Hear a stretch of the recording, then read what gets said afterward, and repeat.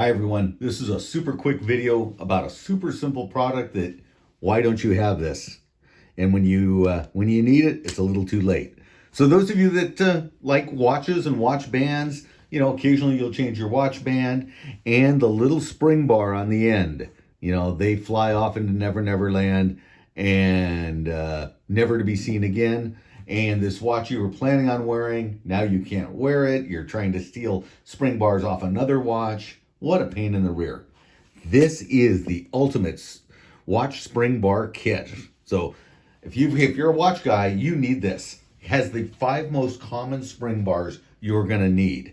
It's got the 18mm for GMTs and field watches. Got the 19mm for Casios, for general purpose watches. 20 is the LSA models. The mid 39mm pilot watches.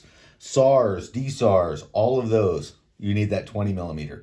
21, that's an oddball. If you need that, you're gonna have problems finding that. And that's gonna be for your Casio, your Nixons, your Luminoxes.